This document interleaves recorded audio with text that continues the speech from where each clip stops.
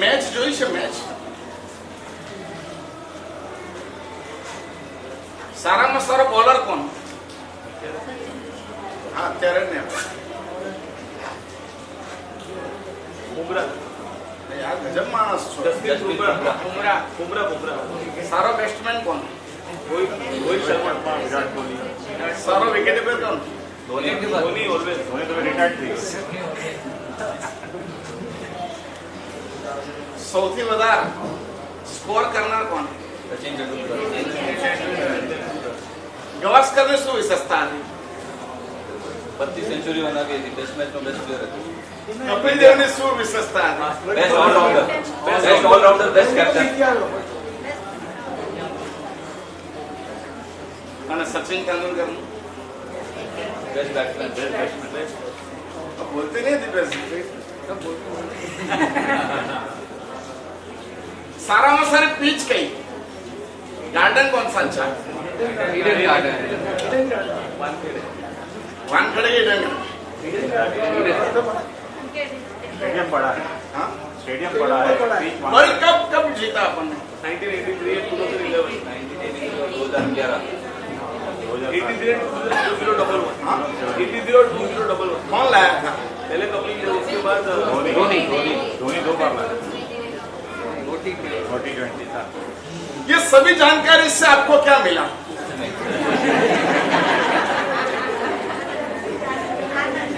अभी आपको जवाब दे सके अभी आपको जवाब दे और मिल सके अगर अच्छे एक आदमी था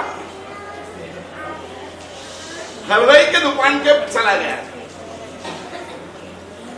और हलवाई की दुकान के पास में जाकर के देखा बहुत चीज बनी हुई है. मजा आ गया.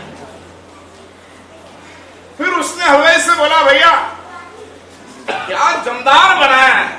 इंदौर का बड़ा सराफा देखा है? सर मुंह में पानी आ जाए. वहां से एक लाइन गली पास करते करते करते तो मुंह में पानी आए बिना नहीं रहे. और उपवास के रोज गोचरी जाना हो तो घूम के जाना पड़े.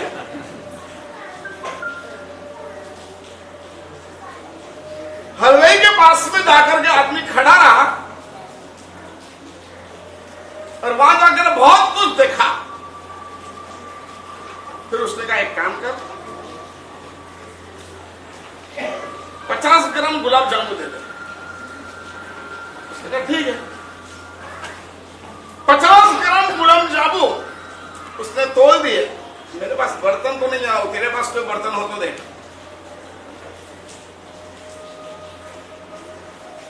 तो उसने ठीक है मैं दे देता हूं बर्तन. तो बर्तन में 50 ग्राम गुलाब जामुन ले लिया. और क्या बना? मस्त रबड़ी बनी. एक काम कर वो भी 50 ग्राम ले ले. रबड़ी भी तोल दी. किसमें दूं? बर्तन नहीं ला. एक काम कर इसी में दे दे. जिसमें गुलाब जामुन थे उसी में क्या डाला? रबड़ी डाली. और क्या है? मस्त जलेबी बनी है. जलेबी ले ले 50 ग्राम. किसमें डालो? उसमें डालो. डाल दिया. अब जिसमें गुलाब जामुन जिसमें रबड़ी. आज पहला उपवास है कोई प्रॉब्लम नहीं है. कल और खाया. और उसी रबड़ी में क्या डाला? जलेबी डाल दिया. अब बहुत मस्त पेंडे बने. पूरा मावा सेक दिया है. पेटे आए मस्त पेंडे है. ऊपर भी चाशनी लगा दिए. इसको भी 50 ग्राम ले ले. किसमें डालो? इसमें डालो. उसने कहा अपना क्या जाता है? वो मांग रहा है अपन दे रहे. लिखता जाता था और पूरा लंबा लिस्ट होते होते होते 8-10 चीज उसने मांगी. उसने जोखी तोली और उसमें दे दिया. अब यूं करते करते करते करते करते वो किलो 1.5 किलो का माल हो गया. उसका एक काम कर चम्मच है बड़ा है ना उससे ये सब एक में कर ले. अब वो तो बेचारा जो बोले, कस्टमर जो बोले वो करना पड़ता है उसको। उसने सब लिख दिया, उसके रेट लिख दिए और चम्मच लिया और चम्मच से गोल गोल गोल गोल गोल गोल गोल गोल गोल हिलाने लग गया, सब हिल गया, एक में हो जाना चाहिए। हाँ, अब इसको तोल दे, तोला 1.5 किलो माल हो रहा है। एक काम कर, अब इसमें से 50 ग्राम दे दे। क्या करे वो? इसमें से 50 ग्राम दे दे। वो क्या करे बोलो तो? दे दे, दे क्या नहीं दे? हाँ दे दे। आपने जो कहा वो सब में करता है। हाँ, अभी तक जहां डालना का वहां डाल दिया। अब मैं आपको यह पूछता हूं कि हमारे धर्म का मूल क्या है? अभी हम जिस हालात में जी रहे हैं, हमारा मूल क्या है? भारतीय अस्मिता में हमारी जगह कहां है? हम कहां थे? कुछ आज सोचना है। हमको आज की हालत का 50 ग्राम नहीं चाहिए।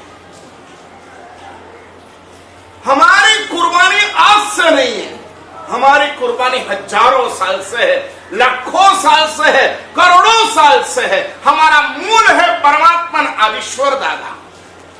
आदिवम पृथ्वीनाथ मादिवम निष्परिग्रहम। इस धरती के सबसे पहले राजा वो हमारे ऋषभदेव थे।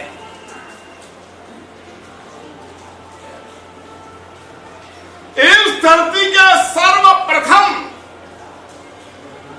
तीर्थंकर वो आदिनाथ थे। इस धरती में सर्वप्रथम धर्म व्यवस्था का परिपालन करते हुए साधु वो आदिनाथ दादा थे। वहीं से हम प्रारंभ हो रहे हैं। थोड़ा इतिहास ले रहा हूं क्योंकि हमको मूल में जाना है। फल खाना वो स्थूल दृष्टि है और मूल को सुरक्षित रखना वो सूक्ष्म दृष्टि है।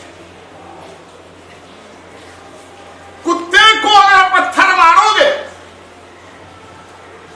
तो कुत्ता उस पत्थर में बचका भरता जाएगा, उसको काटता जाएगा, पत्थर को काटेगा, पत्थर को काटेगा, काटते काटते ये हालत हो जाएगी, उसके दांत हिल जाएंगे और उसी दांत में से निकलेगा खून और उस पत्थर पे गिरेगा। वो समझेगा मैं काटा इसलिए इसमें खून निकला, लेकिन वो वास्तविकता नहीं, वो रियल नहीं है,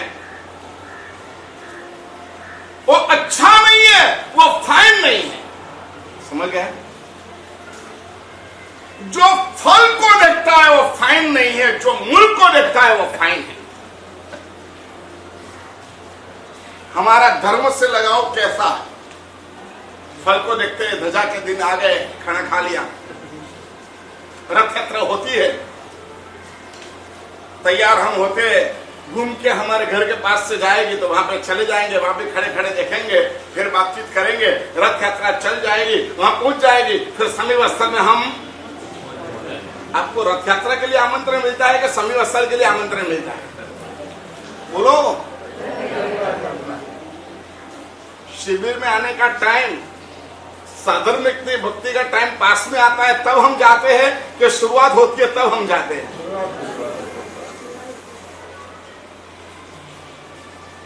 हम स्थूलता में खेलते हैं नहीं। हमको अगर फाइन बनना है, फाइन मतलब बेस्ट, जो अपने मूल से धरा हुआ है, मूल से जुड़ा हुआ है, वही बेस्ट हो सकता है। बाकी सभी तकलादी हो सकता है, सभी तकलादी हो जाएगा, लेकिन जो हमारे मूल से हम जुड़े हुए हैं, महावीर भगवान हमारे नहीं, हम उससे आगे जाएंगे। और सभी बॉलर उनकी बॉल की स्पीड बढ़ाने के लिए क्या करेंगे मालूम? बॉल की स्पीड कैसे बढ़ती है? बोलो। बॉल आपके हाथ में दे दिया और उस बॉल की स्पीड, डिस्टेंस तो एक समान है, लेकिन सभी बॉलरों में फर्क है। विकेट कौन ले सकता है? जो सामने वाला क्रिकेटर कैसा है फास्ट है तो वो क्या डालेगा? गूगली डालेगा। और वो धीरे है तो क्या डालेगा? फास्ट। कितने फास्ट?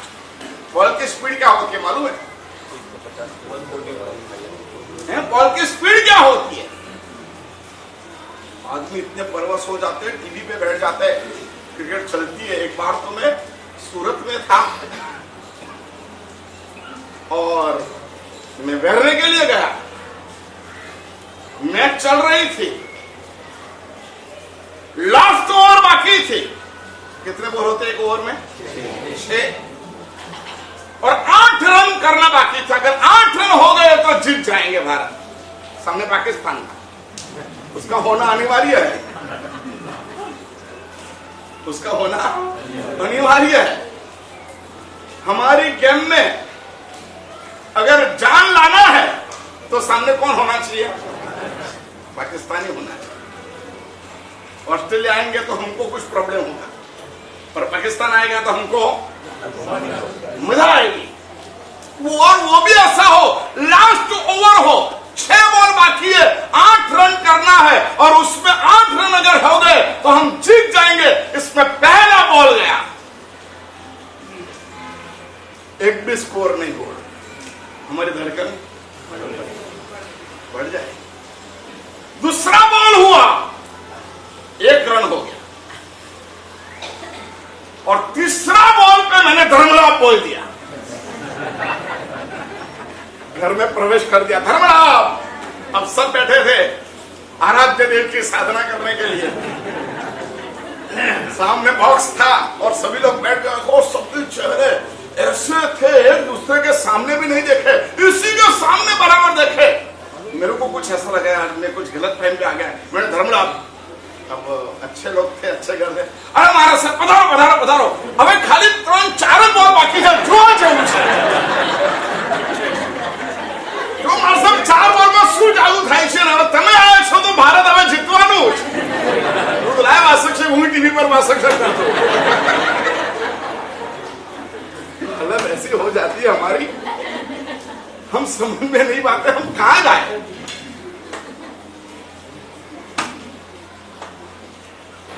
और उस वक्त अगर 1 विकेट चली जाए, 3 बॉल बाकी रहे, तो उसका प्लेयर भी आ सकता है और लास्ट बॉल पे 6 लग जाए, क्या माहौल हो जाए? क्या माहौल हो जाए? अब मेरे को खड़े रहना क्या नहीं खड़े रहना है? गोकुल भाई મારે ઉભું રહેવાનું કે નહીં ઉભું રહેવાનું? હે ઘણી વાર તમે લોકો મને પ્રશ્ન કરો ને, ક્યારેક મને પ્રશ્ન કરવા દો, મારા સાહેબ આવું હોય ત્યારે અમારે, હવે શ્રાવકજી અમારે આવું હોય ત્યારે અમારે શું કરવાનું? ઉભું રહીએ। હવે 8મા 9મા 10મા માળે હોય, 10મા માળે ચડેલા હોઈએ, ધરવાપ કરીને અંદર ગયેલા હોય અને પેલા મારા સાહેબ 4 બોલ બાકી છે, ઉભા રહો 1 મિનિટ। દિવેશભાઈ શું કરવાનું? क्या कर रहे हैं हम? 4 बॉल देखिए। हाँ?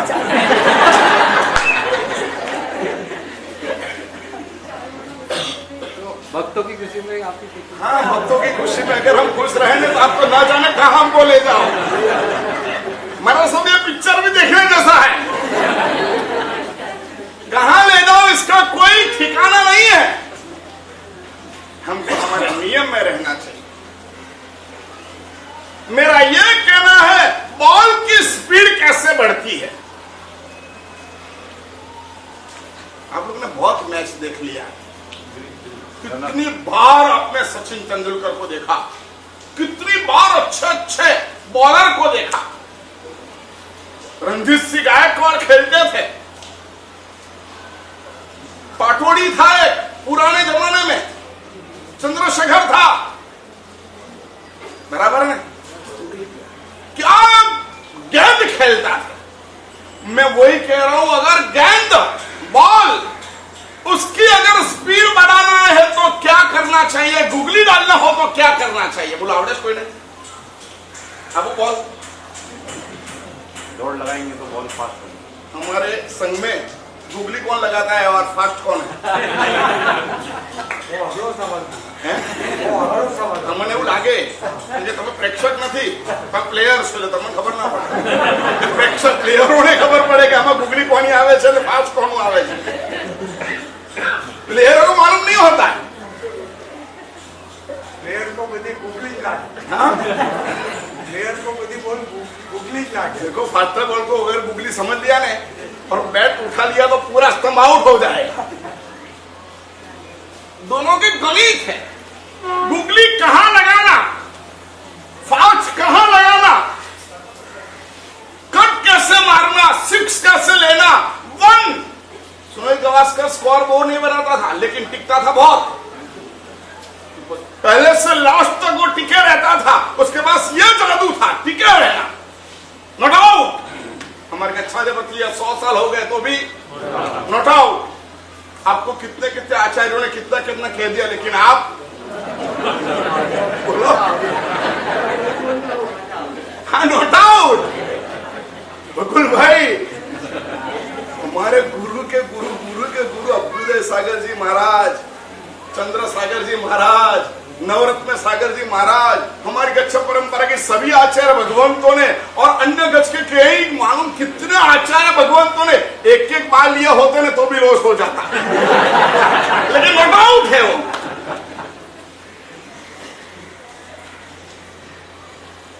बॉल को स्पिन करना है, बॉल को गुगली में डालना है, बॉल को फास्ट करना है. ये सभी आर्ट होना चाहिए. और उसमें भी बॉल में स्पीड लाने के लिए क्या करना है. 160 किलोमीटर की स्पीड में बॉल को ले जाना मतलब क्या समझते हो आप? आज हमको वहां जाना है, स्पीड बढ़ाना है, हमारे माइंड की स्पीड बढ़ाना है, हमारे इतिहास की स्पीड बढ़ाना है और वहां जाना है जो लाखों साल पहले कुछ हुआ है.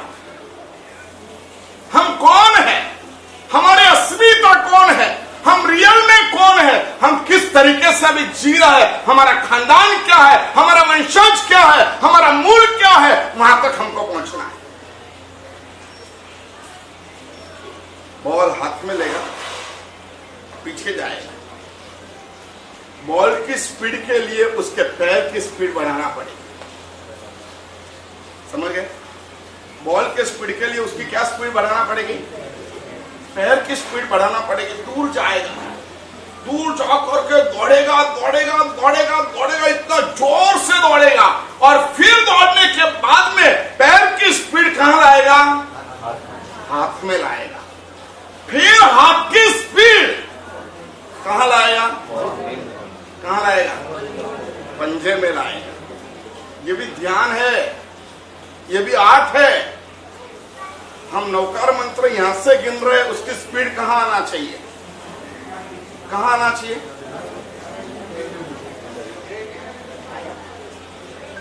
क्या मालूम, आपको कुछ याद ही नहीं रहता है. हम एकाश्रम में बादाम वाला दूध पिलाते हैं, बादाम वाला पिलाते हैं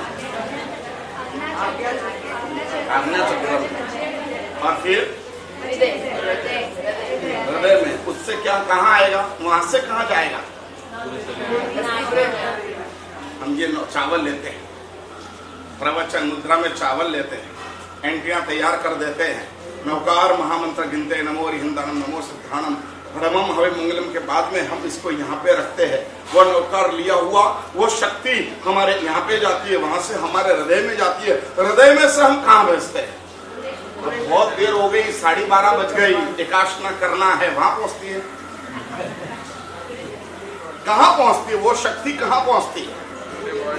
वो दौड़ता है बॉलर, जोरदार जोरदार स्पीड से दौड़ता है. पैर उसमें गति देता है, पैर की गति हाथ में डालता है, हाथ की गति हथेली में डालता है और हथेली की गति कहां जाती है? वैसे नहीं जाती. हथेली में ये सभी के लिए अलग अलग क्रिया है, सभी के लिए अलग अलग क्रिया है. अपने बराबर देख लेना, नहीं तो अब ओलंपिक भी पूरी हो गई, अब आईपीएल आएगी. देख लेना कैसे दौड़ता है, पैर की स्पीड हाथ में कैसे डालता है, हाथ की स्पीड यहाँ पे कैसे डालता है और यहाँ की स्पीड बॉल में डालता है और फिर ज्ञान को छोड़ता है.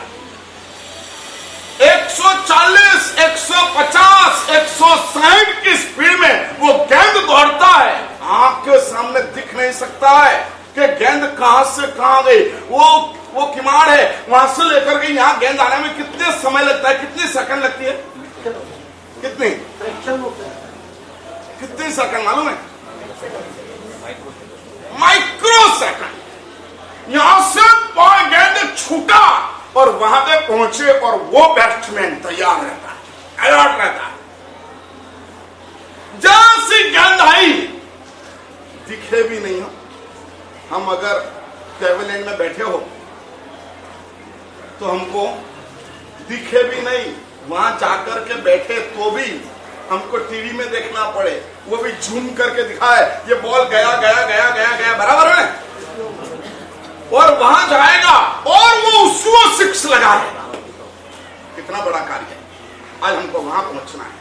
बुद्ध कहां से आए, मुसलमान कहां से आए, हिंदू कहां से आए और हम कौन है, जैन कैसे आए, समझ में आता है?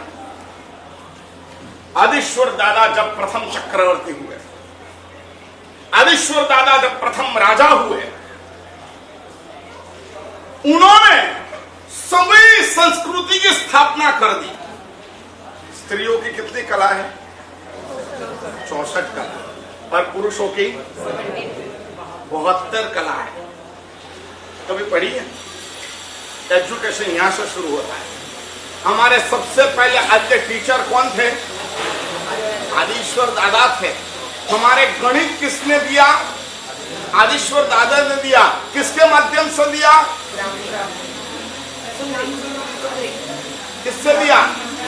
लीलावती गणित बाद में आया, वैदिक गणित बाद में आया। सबसे पहला हमको गणित सुंदरी ने दिया। आदिश्वर दादा ने मैथमेटिक्स के लिए सुंदरी को सिलेक्ट किया, सुंदरी ने गणित बनाया। और लिपि को किसने बनाया? ब्राह्मी ने बनाया। हमारी सबसे पहली लिपि कौन सी? ब्राह्मी। इस पट में नौकार महामंत्र ब्राह्मी लिपि में लिखा गया है, देखा? तीसरे वाले पट में इधर की साइड में जो लिखा गया है ना, वो ब्राह्मी लिपि में लिखा गया है। विश्व की आद्य लिपि वो ब्राह्मी लिपि है। 18 लिपि थी जिसमें आज अब वंश और बदलते बदलते बदलते बदलते बदलते 850 लिपि है। कितनी है? 850। लेकिन इस सभी लिपियों का मूलाधार अगर कोई है, मूल अगर कोई है, तो कौन है? ब्राह्मी लिपि है। और हमारी मैथमेटिक्स, इतना बोझ बालक को दिया नहीं जाता है। अहमदाबाद था में गुरुदेव अभय सागर जी महाराज साहब एक वैज्ञानिक से कम नहीं थे। उन्हें एक सेमिनार, उन्होंने कहा था इसके आधार पर एक सेमिनार रखा गया है। विज्ञान के टीचर थे, उसमें सभी पंडित लोग थे। उसमें कहा गया कि हमारे यहां जो लिखा जाता है, अ को ऐसे ही क्यों लिखना, समझ गए? इसको ऊ क्यों बोलना, इसका कारण क्या समझ में आता है? हम अ को ऐसे ही क्यों लिखेंगे, हम क को ऐसे ही क्यों लिखेंगे, हम प को ऐसे ही क्यों लिखेंगे, फ को ऐसे ही क्यों लिखेंगे, ड को ऐसे ही क्यों लिखेंगे, ठ को ऐसे ही क्यों लिखेंगे? हमारे लिपि का आधार कौन? और ये ब्राह्मी लिपि वो कैसे बनी, समझ में आता है? जैनिज्म के पास बहुत कुछ है। ये लिपि की व्यवस्था कैसे बनी? मैथमेटिक्स तो कितना इजी था यार, कितना इजी, आप समझ नहीं सकते। कंप्यूटर नहीं चलता उसके फास्ट हमारा गणित चलता था। आज भी वैदिक गणित अगर करोगे, लीलावती गणित करोगे, तो कंप्यूटर से फास्ट आप जवाब दे पाओगे। हमारे आंकड़े थे, मनुष्य की संख्या कितनी बराबर है मालूम है? कितनी? विश्व में मनुष्यों की संख्या कितनी? कितने मिनटे? 29 आंकड़ों की। 29 समझ गया ना? 29 29 जितने अगर बिल्ली लगा दी और जो आंकड़ा हुआ इतनी मनुष्य की संख्या है। ये हमारे यहाँ पल्योकम की व्याख्या है। पल्योकम वो मैथमेटिक्स का एक कार्य है, सागरोपम वो मैथमेटिक्स की व्यवस्था है। सुंदरी के माध्यम से हमको ये मैथमेटिक्स मिला है। वैदिक गणित हम कर रहे थे, उसका बहुत हमारे ये हाथ के आधार पे 9 का आंकड़ा किया जाता है। हमारे हाथ के आधार पे कुछ लिखा पट्टी की भी जरूरत नहीं थी। पहले तो हमारे क्या कहते हैं हिंदी में उसको, पाठ्या, अपने गुजराती में पहाड़ा, 2 2 4 2 टेबल्स, वो कैसे आता था मालूम है? आधा, पांव, अड़िया, और उसमें एक शब्द आता था उठा। आवड़े તમને 18 નો ઘડિયો આવડે? 18 નો ઘડિયો, 20 નો ઘડિયો, 12 નો ઘડિયો, 9 નો ઘડિયો, અને આ ખાલી ઘડિયા ગોખી દીધા હોય તને કેટલું યાદ રહી જાય? देखो ये कितनी अंगुली है? 10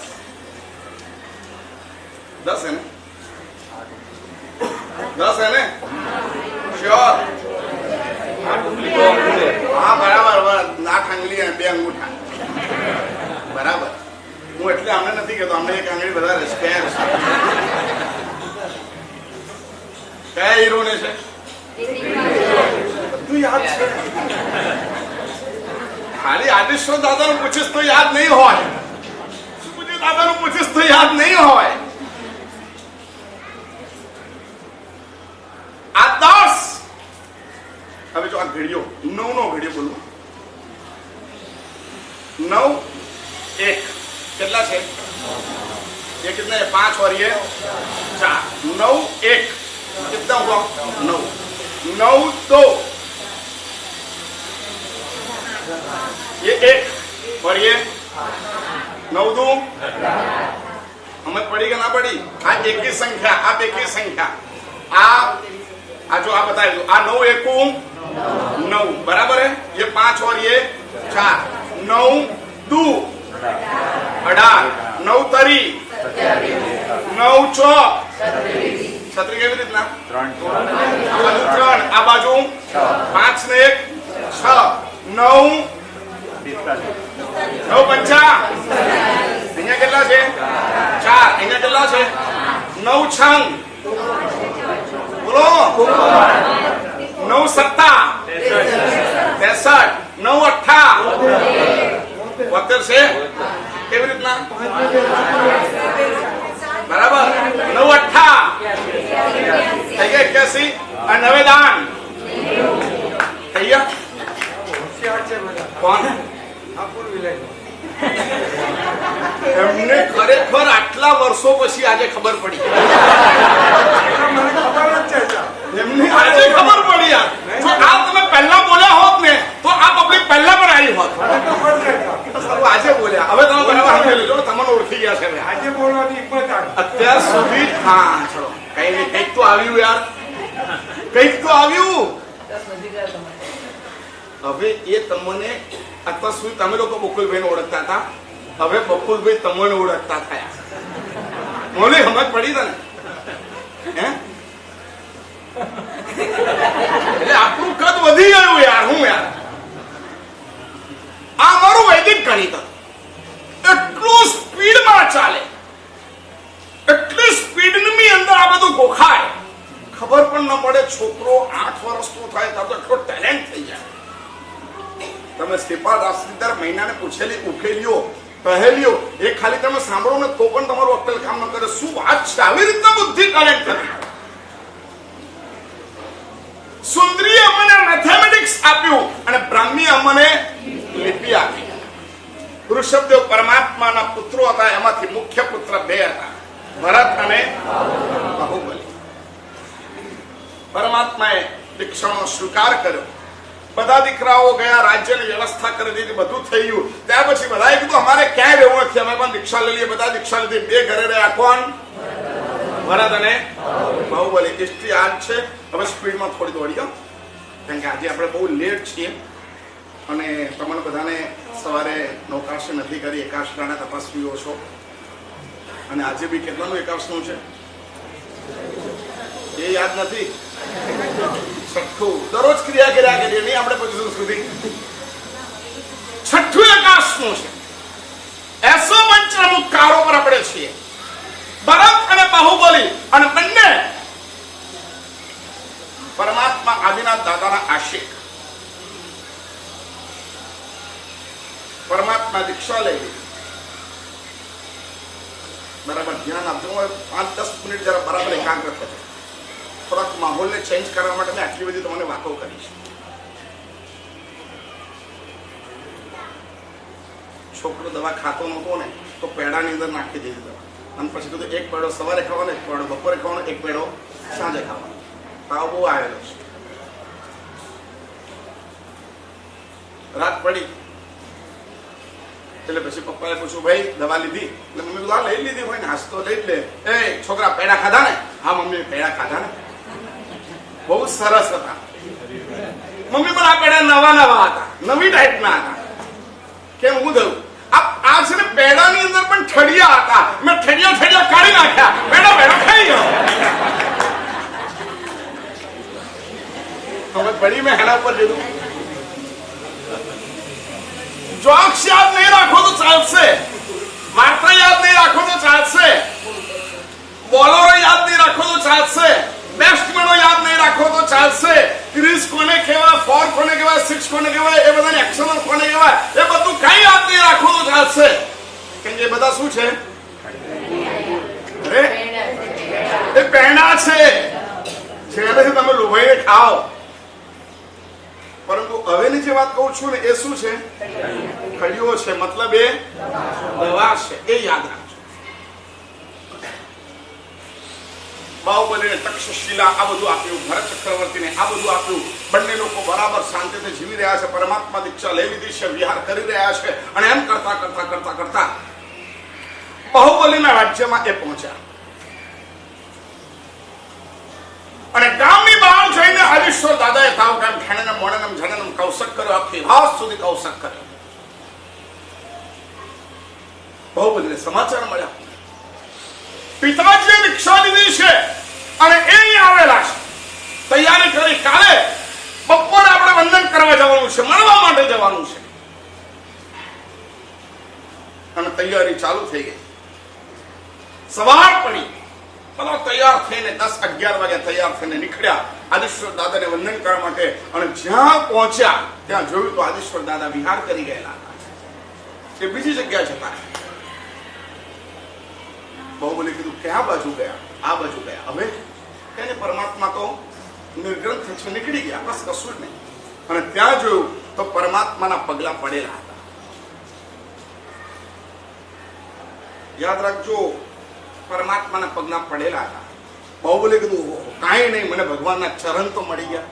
ત્યાં એને વંદન કર્યા, ત્યાં નમસ્કાર કર્યા. એના તમામ રાજ્યના તમામ લોકોએ ત્યાં વંદન કર્યા, સ્મરણ કર્યું. અને હરીશ્વર દાદાને પગમાં રહેલી એ ઉર્જાને માથે ચડાવી. એમને કીધું આ પવિત્ર ભૂમિ હવે સુરક્ષિત રહેવી જોઈએ. આ પવિત્ર ભૂમિ સુરક્ષિત રહેવી જોઈએ. અને એને એક કામ કર્યું. ત્યાં ગાડી એક સરસ મજાના પથ્થરનો એક ચોતરો બનાવી દીધો. એક સરસ મજાનો કસોટી જેવો પથ્થર લઈ આવ્યા અને એ પથ્થર સીધો ત્યાં ગાડી ઘડીને મૂકી દીધો. અને એને પ્રદક્ષિણા દેવા માંડી, એને વંદન કરવા માંડ્યું, એને પૂજા કરવા માંડી. અને તે વખતે ઋષભદેવ પરમાત્મા ચલા ગયા તો ત્યાં બેઠા બેઠા જોરથી એને બૂમ મારી, હે આદિનાથ! ઇતિહાસ એવું બોલે છે, ઇતિહાસ એવું બોલે છે. અમારા ઘરની વાત નથી કરી રહ્યો. તમે જે ઇતિહાસથી અવગત નથી, ઇતિહાસ હું તમને કહી રહ્યો છું. અને જોરથી એને જે બૂમ મારી, એ બૂમ એ બાંગ થઈ ગઈ. અને આદિનાથનું શું થઈ ગયું? શું થઈ ગયું? અલ્લાહ થઈ ગયું. અને એ રસમો આખી ચાલુ થઈ ગઈ. એને પ્રદક્ષિણા દેવાની. આજે પણ હજ કરવા જાય ત્યારે સેમ અમારી જેમ સીવ્યા વગરના કપડા પહેરવાના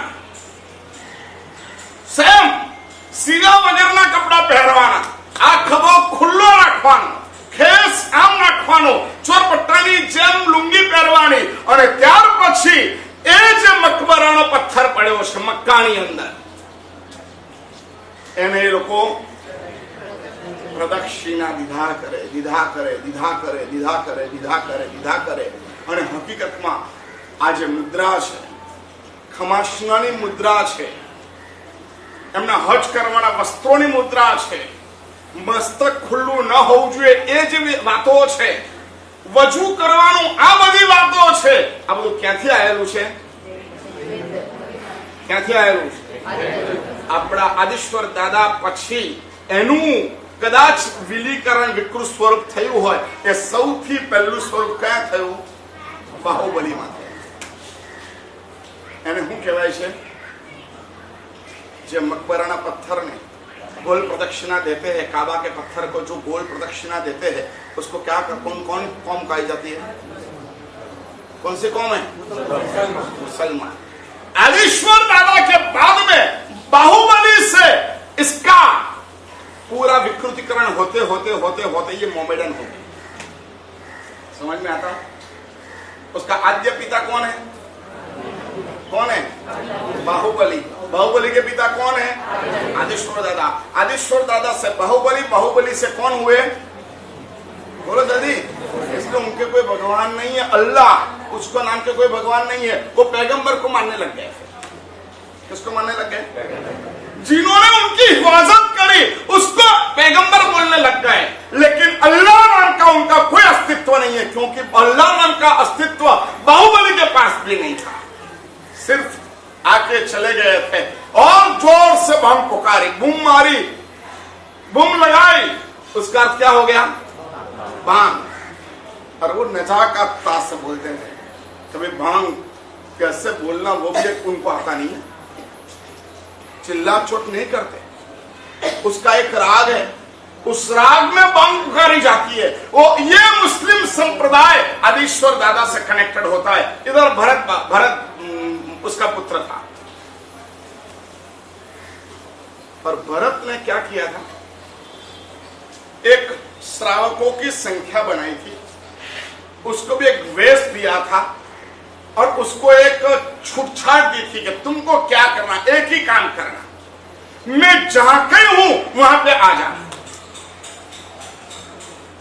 और आकर के क्या करना? मेरे को एक शब्द बोलना. क्या शब्द? जितो भवान माहण माहण. भरत चक्रवर्ती, आप जीत प्राप्त करो, आपका हनन नहीं होना चाहिए. महान, महान मतलब आपका हनन नहीं होना चाहिए, मतलब आप नहीं गिरने चाहिए, आपकी जीत होना चाहिए. जो महान शब्द था, उसकी जो वेशभूषा थी, वहां से वो महान महान महान महान में से कौन हो गए?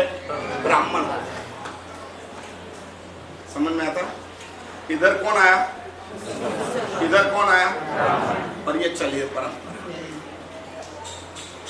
कुछ भी नहीं था. इसलिए यहां पे भी अल्लाह अगोचर, अल्लाह का आकार नहीं है, अल्लाह का फोटो नहीं है, अल्लाह का जन्मस्थान नहीं है, अल्लाह की माता नहीं है, अल्लाह की पिता नहीं है. अल्लाह मतलब अल्लाह. उनके पास वही था. इनके पास महान में से शब्द आया. कौन सा? ब्राह्मण.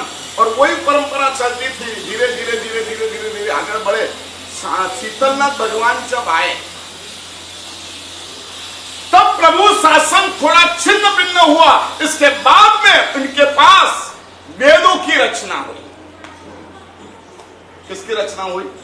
वेदों की रचना. इसलिए उसको पूछे वेद किसने बनाए, तो वहां पे भी जवाब नहीं मिलेगा. वेद किसने रचा है? बोलो, याद है किसी को? वेद किसने बनाया? सिर्फ संकलन है, किसी भी रचयिता का नाम. किसी ने रचा नहीं. वेद के रचयिता नहीं मिलेंगे. अपौरुषेय है, उसके लिए शब्द है. कौन सा? अपौरुषेय. किसी भी पुरुष ने बनाया नहीं है, इसको वेद कहते हैं.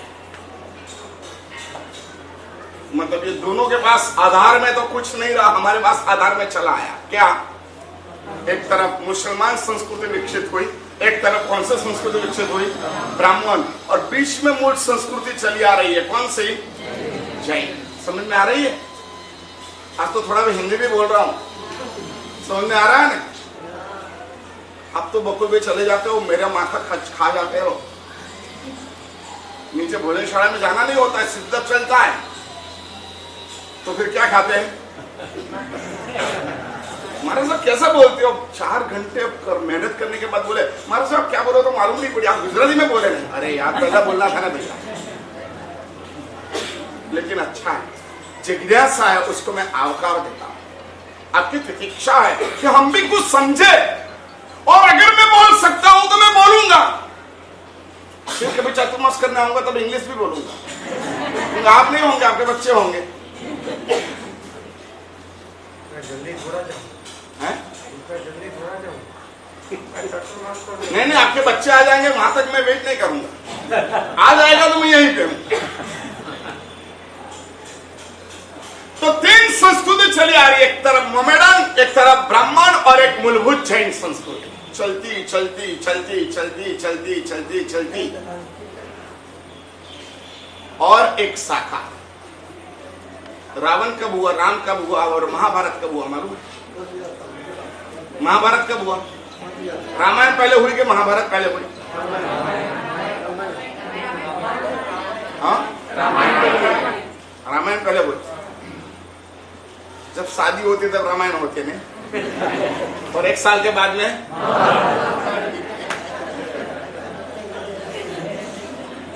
और इसीलिए पहले रामायण आती है, और रामायण बराबर अगर हो गई फिर महाभारत शुरू। रामायण उसके अध्यात्म राम और रावण, सीता, लक्ष्मण, हनुमान, ये सभी मुनि सूरज समय भगवान के समय में हुए। किसके? भगवान के समय में, मुनि सूरज में भगवान के समय।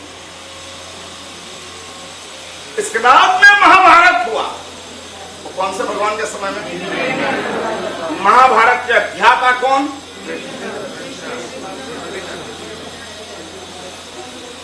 बोलो। कृष्ण के दुर्योधन?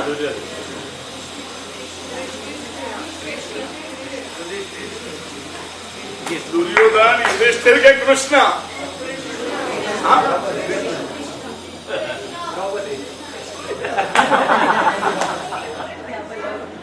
अगर सीता ने लक्ष्मण रेखा को पार नहीं की होती तो रामायण नहीं होती, और द्रौपदी बोली नहीं होती कि अंधे के लड़के अंदर ही रहे तो महाभारत नहीं होती। ये दोनों के मूल कारण कौन रहे? आप नहीं बोलेंगे।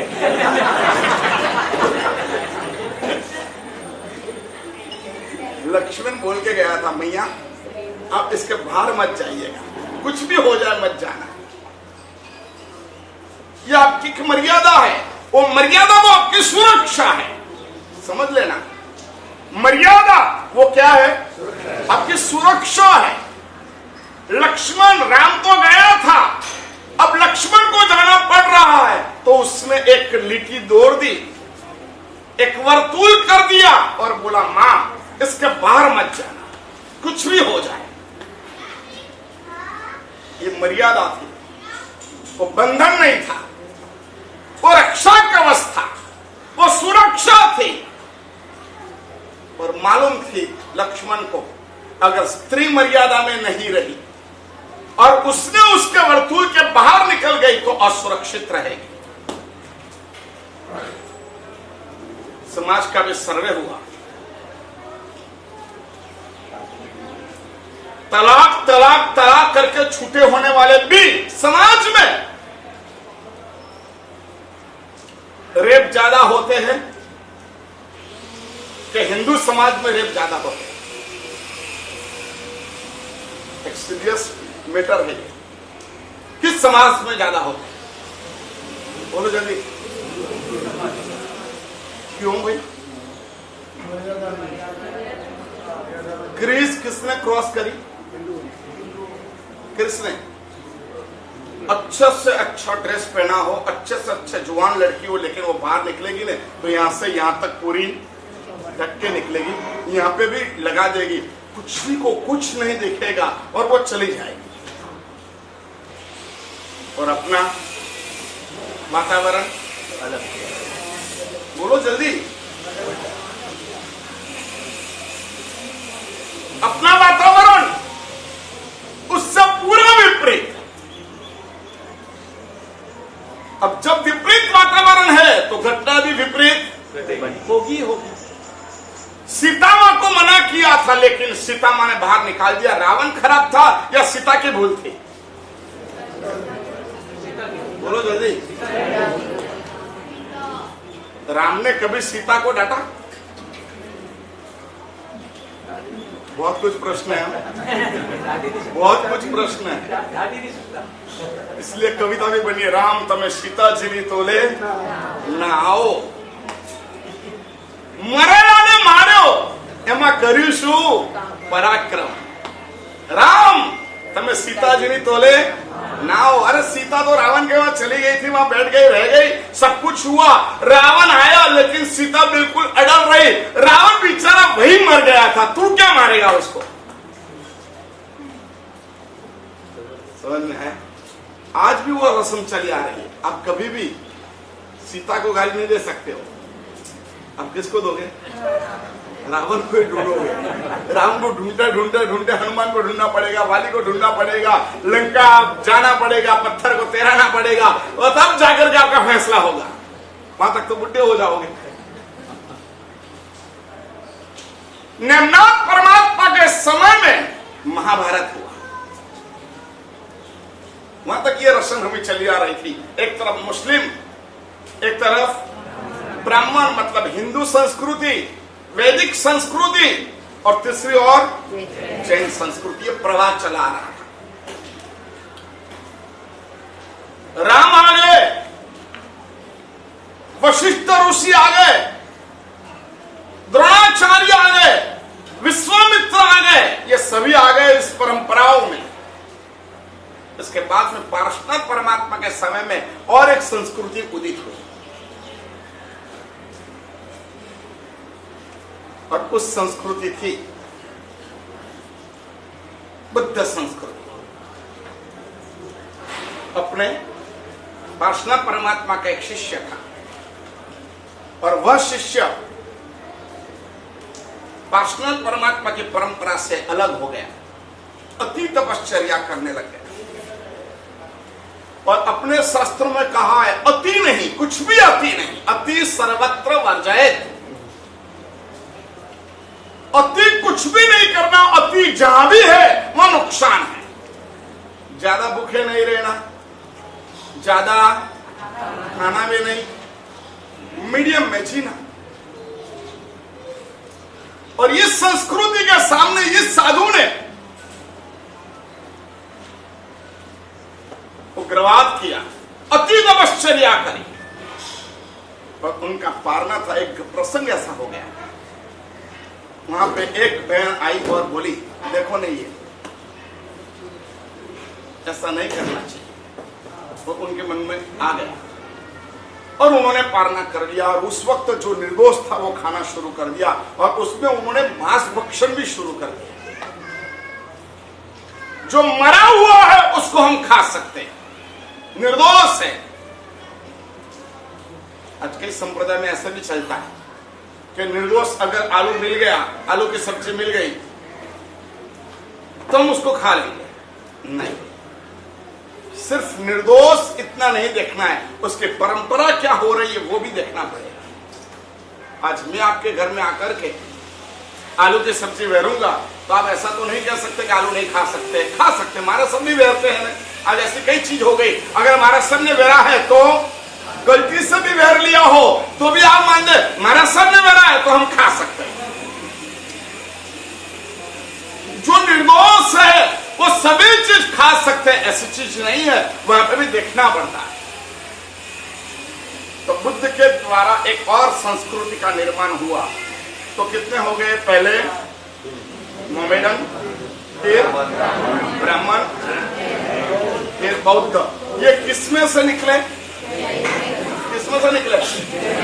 तो मूलभूत परंपरा मूल कौन सा रहा? जैन।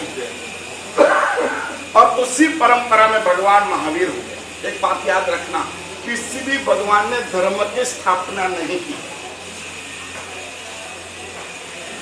किसी भी भगवान ने धर्म की स्थापना नहीं करी। सभी भगवान ने धर्म तो शाश्वत है, धर्म को प्राप्त करने का शासन की स्थापना करी।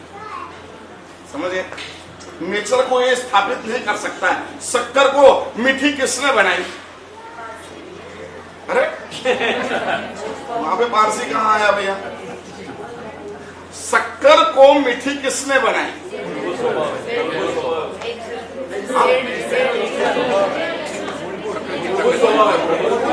अरे मिर्ची को तीखी किसने बनाई? करेला को कड़वा किसने बनाया? फिर भी हम करेले की सब्जी खा सकते हैं, उसको संस्कारित कर सकते हैं। करेले को अंदर जाए, उसके गुण को ले जाए तो उसकी सब्जी बनाना ज्यादा कड़वा नहीं लगे। ऐसे उसको बराबर तैयार कर देना और उसको खाना, इसका नाम शासन है। आपको आपकी खुद की नेचुरलिटी को प्रकट करने का तरीका, इसका नाम शासन है। समझ गए? तो हमारे पास भगवान महावीर का क्या है? जैन धर्म की स्थापना किसने करी?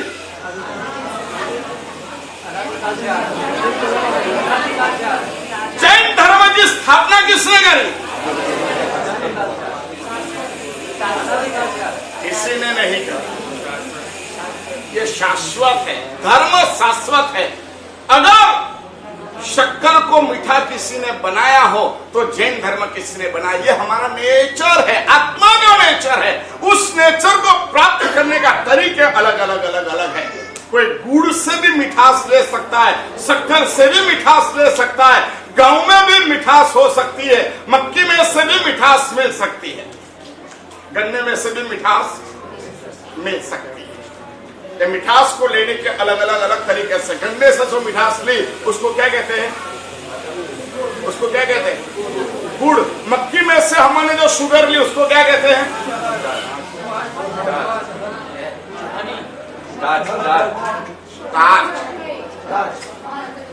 मक्की में से, मधु में से शहद।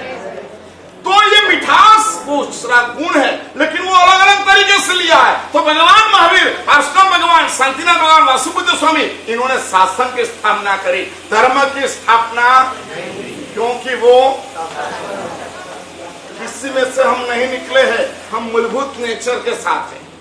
हमारे में से मुसलमान निकले, हमारे में से ब्राह्मण निकले, हमारे में से बुद्ध निकले, हम यथावत चले आ रहे हैं अंदर। और फिर इस परंपरा में हमारे राजा होते हैं। सैनिक के राजा हमारे हुए, चंड प्रद्योत राजा हमारे हुए। भगवान महावीर के समय में उन्होंने अंतिम देशना दी। उस वक्त 18 राजा थे, 9 मल्ली और 9 लक्ष्मी राज्यों के राजा भगवान की प्रसन्नता में आते थे। परदेशी राजा भगवान का भक्त था। चंड प्रद्योत राजा, उदयन राजा, ये सब राजवी कौन थे? जैन थे। देखो कहां से मैं आ रहा हूं। भगवान में से चक्रवर्ती, चक्रवर्ती में से वासुदेव, वासुदेव में से प्रति वासुदेव, और वहां से राजा तक आ गए। भगवान महावीर का शासन ये राजाओं ने फॉलो किया। एक हमारा ये युग था जिसमें सार्वत्रिक राजाओं जैन रहते थे। फिर कुछ राजा बौद्ध हो गए। लेकिन याद रखना, इस भारत देश का सबसे प्राचीन जो उपलब्ध शिलालेख है, याद रखने की चीज कह रहा हूं, भारतवर्ष में सबसे प्राचीन अगर कोई शिलालेख है जो आज हमको मिल रहा है, वो किसका शिलालेख है? अशोक का नहीं, सम्राट खारवेल का। किसका? सम्राट खारवेल का। और वो शिलालेख में सबसे पहली लाइन लिखी गई है, नमो अरिहंताणम। ये भारत देश का है। आर्कोलॉजिस्ट में आप जाके पूछिएगा, आपको ये मिलेगा। कौन सा वर्ष है? तो पूरे भारत देश में प्राचीन लिपि में अगर कोई भी वर्ष मिलता है प्राचीन से प्राचीन, तो कौन सा शब्द? नमो अरिहंता, सम्राट खारवेल। ये हमारी परंपरा चली, नवनंद रज तक हमारी ये परंपरा रही। इसके बाद में राजा के बाद में हम मंत्रीश्वर होते गए। समाज के ऊपर हमारा क्या वर्चस्व था, वहां तक हमको पहुंचना है। फिर मंत्रीश्वर होते गए, सगडाल मंत्री हुए, उदयन मंत्री हुए, कपर्दी मंत्री हुए, कल्पक मंत्री हुए, वस्तुपाल मंत्री हुए, तेजपाल मंत्री हुए, तरनाशा मंत्री हुए। कैसे कैसे मंत्री होते गए। कल्पक मंत्री हुआ। ये मंत्रियों की परंपरा चली हमारे यहां। केथर शाह, जाजन शाह, ये सब मंत्रियों की परंपरा रही। समझ में आया हम कहां थे? साधुओं का हस्तक्षेप हर जगह था। सैनिक में भी था। सैनिक को सम्यक दर्शन देने वाले कौन थे? एक साधु थे। उन्होंने उसको ऐसी टोच दी, देखा कि ये सैनिक वंदन करने आया, देख रहा है क्या युवान साधु, लालित्यपूर्ण, तेजपूर्ण, और सैनिक राजा को हो गया इसको क्या हुआ होगा, क्यों दीक्षा ली होगी।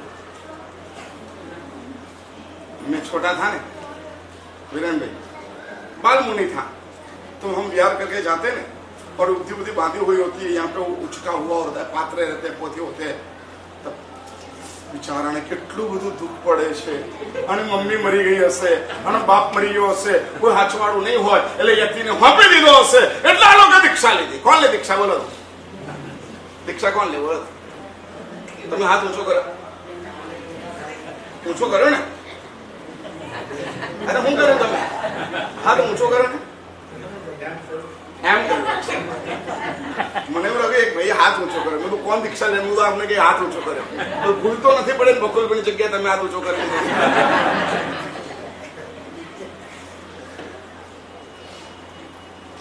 दीक्षा कौन ले सकता है?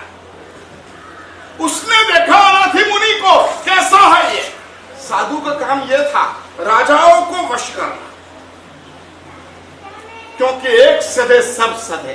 राजा अगर प्रभावित हो गया, राजा अगर साधु के चरणों में आ गया, राजा को सम्यक दर्शन हो गया, राजा अगर जैन शासन को फॉलो करता है, तो नीचे सब कोई जैन समाज को फॉलो करता है। बहुत कुछ प्रसंग हुए, बौद्ध हो गया, फिर वापस जैन बनाया। अशोक को भी जैन बनाने में बहुत कुछ कामकाज हुआ है। ये इतिहास को समझना चाहिए, किस किस समय में, किस किस सदी में कौन से राजा हुए, किसको प्रतिबोध, किस महाराज साहब उससे जुड़े हुए रहे। यूं करते करते चला आ रहा, ये संबंध चलता चलता चलता चलता चलता चलता केथर शाह, जाजन शाह, ये मंत्री युग तक चला। जब हम वहां से भी गिरते गए, तब राजा अलग होते गए, मंत्री अलग होते गए, लेकिन नगर सेठ तो जैन रहे। ये हमारा अस्ताचल तरफ चलता हुआ ये सूरज है, ढलता सूरज धीरे धीरे, बोलो, ढलता है, ढल जाएगा, नहीं ढल सकता। ये अनाथी मुनि ने सैनिक के संवादों को जो जवाब दिया, तड़तड़ाहट, जन्नाट। सैनिक ने कहा अपनी दीक्षा क्यों ले ली? कुछ नहीं था, मैं घर देता हूं, मैं शादी कराऊंगा, मैं पैसा दूंगा, मैं सैन्य दूंगा, मैं तेरे को राज्य दूंगा, चला जा वापस घर पे। सैनिक और चेलना का हर रोज चकमक चलता था। चेलना जैन थे, सैनिक जैन थे, हर रोज चलता था। लेकिन फिर भी चलना की सत्यता ऐसी प्रगाढ़ थी कि सैनिक के दिमाग को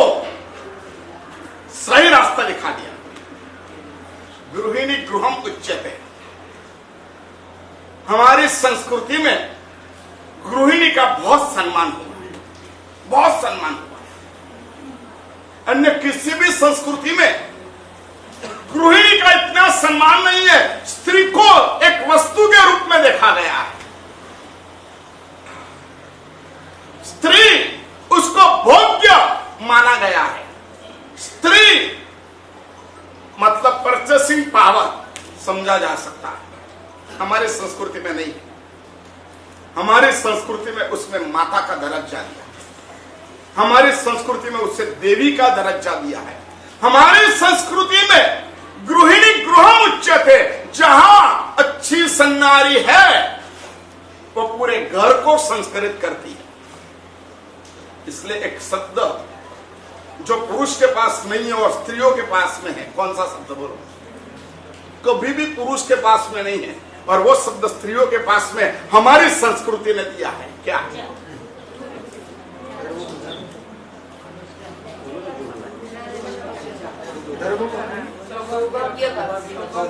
धर्मपत्नी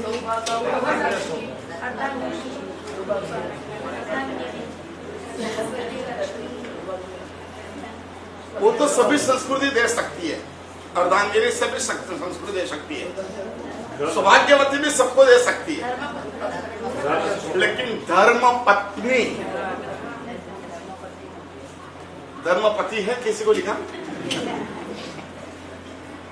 है? धर्मपति किसी को लिखा जयस भाई है? और किसी को लिखो तो धर्मपति श्री, किसका नाम बोलूं? Shri dash dash dash dash dash. लेकिन धर्म पत्नी शब्द है हमारे यहां। धर्मपति शब्द नहीं है, सती शब्द है, सता शब्द नहीं है। समझ में आता है? ये क्या है? ये है ना स्त्रियों की उच्चता का मापदंड है। धर्म में लाने की पूरी जवाबदारी किसको सुपुर्द की गई है? किसको? ये आपके लिए बोल रहा हूं, बोलो तो सही है। गृहिणी गृहम उच्यते। पति पुरुष जो रहता है उसको घर नहीं कहते हैं। समझ में आया? घर भले ही तुम्हारा हो लेकिन तुम्हारा नहीं है। चलती किसकी है? कब्जा किसका है? जल्दी बोलो, कब्जा किसका? तुम्हारा है। आपको तो 8 बजे 8:30 बजे अभी बैठे रहे भाई, खड़े हो जाओ। क्यों? आपको अगर आपका घर है और आपको नहीं जाना है कहीं, घर में बैठे रहे। क्यों बैठे हो ऐसा कौन पूछेगा? क्यों बैठे रहे हो? अरे भाई मेरा घर है, मैं बैठा हूं 8:30 तक, 9 बजे तक, 9:30 बजे तक के टिफिन तैयार है। लो और चलती बनो। मकान किसी का वो, लेकिन कब्जा बलवान है। वो किसकी चलती है? क्यों की चलती है? क्योंकि धर्म का गृहिणी गृहम उच्यते। जहां गृहिणी होती है उसको घर कहते हैं, जिसके पास पुरुष है उसको घर नहीं कहते। तो नगर सेठ थे। नगर सेठ के बाद धीरे धीरे हमारी अस्मिता घटती गई, घटती गई, घटती गई। हम सेठ हो गए। नगर सेठ में से सेठ हो गए। ताज्जुब का विषय है 63 करोड़ 65 करोड़ जैन थे। कितने? 65 करोड़ जैन थे। उसमें से कम होते होते होते होते होते होते होते होते होते हम कहां पहुंच गए? आज 15वीं अगस्त है, हमारा अंतर निरीक्षण का दिन। हमको कुछ करना चाहिए। हम फाइन तब हो सकते हैं, राज्य सत्ता, समाज सत्ता और धर्म सत्ता, ये तीनों में अगर हमारा योगदान है, हम वरिष्ठ है, तो हम फाइन है। अभी हम फाइन नहीं है। आज हमको 3 चीज कही फाइन होने के लिए। कौन सी? जब राजा थे, मंत्री थे, तब हमारा वर्चस्व राज्य सत्ता में था। इसके बाद में जब हम नगरसेठ होते गए, तब समाज में वरिष्ठ थे। जगत गुरु हीरसूरी महाराज के समय में, हेमचंद्राचार्य भगवंत के समय में ये दायित्व आया कि राज्य सत्ता में से हम निकल गए, हमको क्या करना। तो अजैन अगर राजा होता है तो अजैन को राजा बनाओ, लेकिन उसको हमारे से प्रभावित करो। अब आश्चर्य करोगे, सिद्धसन दिवाकर सूर्यजी महाराज को सकल श्री संघ इकट्ठा होकर के एक प्रायश्चित देते हैं। पर क्या प्रायश्चित मालूम है? क्या प्रायश्चित? आपको एक प्रायश्चित दिया जाता है, आपको 1 साल तक की वेश को छोड़ना होगा, दूसरा वेश धारण करना होगा, गांव गांव जाना होगा, एक राजा को धर्म से प्रभावित करके जैन बनाना होगा, और इसके बाद में आप वापस संघ में आ सकते हैं। और इस प्रायश्चित में सिद्ध संघ दिवाकर सूर्य भगवंत ने चॉइस किया, बराबर है, श्री संघ ने जो किया है उचित किया है, मैं करूंगा। उन्होंने भारत भर का संशोधन किया, किस राजा को प्रतिबोध करना चाहिए, वो उज्जैन चले गए, महाकाल के मंदिर में चले गए, और वहां जाकर के उन्होंने अपना इलम चालू किया। मंत्र साधनाएं थी, तंत्र साधनाएं थी, गिटार के पास द्रव्य क्षत्र काल भाव की समुचित पहचान थी, और उन्होंने महाकाल के समक्ष, शिवलिंग के समक्ष पैर करके सो गए। मालूम था ये तो होना ही। आए वहां के पुजारी, खड़े हो जाइए। नहीं होऊंगा, मैं तो ऐसे सोऊंगा। नहीं माना, जिद हुआ। एग्जाम थी, 1 साल पूरा हो रहा है, संघ में प्रवेश करना है, प्रायश्चित पूरा करना है, राजा विक्रम को वशीभूत करना है, और उसको जैन धर्मी बनाना है, तो इसलिए उन्होंने यह कार्यक्रम किया। कौन? सिद्ध संघ दिवाकर सूर्य, सिद्ध संघ, प्रकांड विद्वान, प्रकांड उनकी प्रतिभा। उनका एक श्लोक अभी मिलते हैं, 32 ही मिलती है उनकी। अक्कल काम नहीं करे। सही में हमारे पास अद्भुत शास्त्र है, आचार्यों की जो परंपरा है, उनके जो ग्रंथ है अद्भुत कक्षा के। उन्होंने पैर करके सो गए। वो लोग आए, बहुत खिसड़ा, लेकिन कुछ भी नहीं हुआ। राजा को समाचार भेजा। राजा ने कहा कुछ भी करो, मारना हो तो मारो, हंटर मारो, लेकिन उसको उठाओ। महाकाल के समक्ष, शिवलिंग के समक्ष पैर करके कैसे सो सकते हैं? वो आए, सिद्ध संघ को इसका तो इंतजार था। आए और हंटर लेके खड़े रहे। खड़ा होता कि नहीं तो मारता हूं। तुम्हारे राजा की आज्ञा ली? हाँ ले ली। राजा ने बोला है मारो। राजा को बोल दो ऐसा नहीं कहे, मैं भी एक संत हूं। नहीं, हम मारेंगे। और फटकारना शुरू किया। किसको? सिद्ध संघ दिवाकर जी को। जितना फटकार यहां लगता था, उसकी असर कहां होती थी? अंतपुर में। देखो राजा को नहीं हो, तुम्हारा सेंसिटिव पार्ट तुम नहीं हो। तुम्हारा सेंसिटिव पार्ट कौन है? कौन है? हाँ, धर्म पत्नी। याद रखना, जिसके घर में अगर स्त्री दुखी है तो उसके घर में कभी भी लक्ष्मी नहीं आएगी। जिसके घर में स्त्री सुखी है उसके घर में अवश्यमेव सुख शांति रहे, ये निश्चित बात है। जो लक्ष्मी सरस्वती, ये दोनों का मूल्यांकन नहीं है। स्त्री दुखी होना मतलब सरस्वती दुखी होना, लक्ष्मी दुखी होना, और वो दुखी है तो आप कतई सुखी नहीं हो सकते। उसको दुखी नहीं करना। और एक बात तुम बहुत सरलता से पढ़ जाती है, ये भगवान ने कहा है, उसको जिद बराबर है, लेकिन इमोशन भी इतना ही रखा है। जिद बहुत है, गुस्सा बहुत है, बराबर है नहीं? अरे बोलो ना भाई। मैं थियरिकल हुआ, प्रैक्टिकल, इसलिए मैं बार बार आपको पूछता हूं जयेश भाई।